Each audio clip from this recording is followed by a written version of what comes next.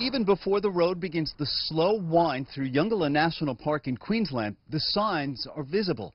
Pockets of the landscape left charred and scarred by one of 130 bushfires that raced across the state late last year.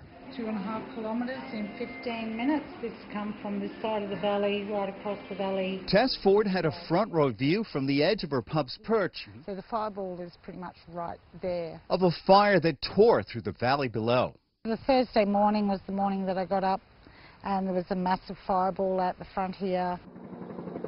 What makes this particular fire stand out is that it took place in a rainforest, once thought to be the kind of environment with a natural protection against such events. At 4 to 5 a.m. in the morning, fire raced up the hill and crowned through the rainforest, something that I've not seen before in my career. So I've been doing this 32 years. The only real defense a rainforest has from any outside threat is its perimeter.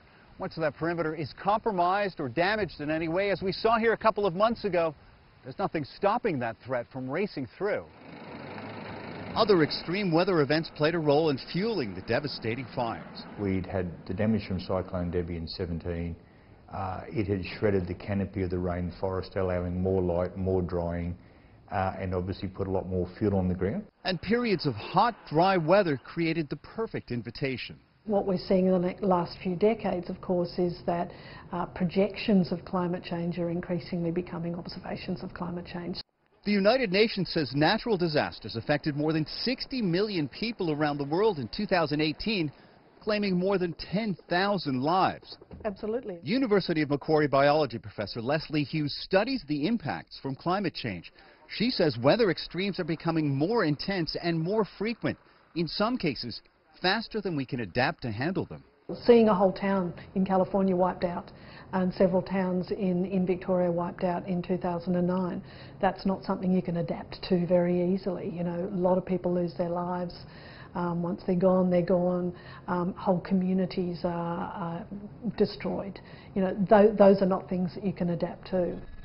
In Australia, the bushfire season is becoming longer, giving emergency workers less time to deal with other weather events. It becomes quite harder on the volunteer to actually have that recovery point, because traditionally fires in September, finish October, November, first big storms, wait for Christmas and everyone has a break, whereas that doesn't happen as much these days. See where this is green grass? Tess Ford is worried about the lasting impact to the landscape around her. We will be watching really carefully what the environmental impact is, because part of the forest is not going to come back quickly. Scientists agree, saying it could take hundreds of years for the rainforest here to fully recover.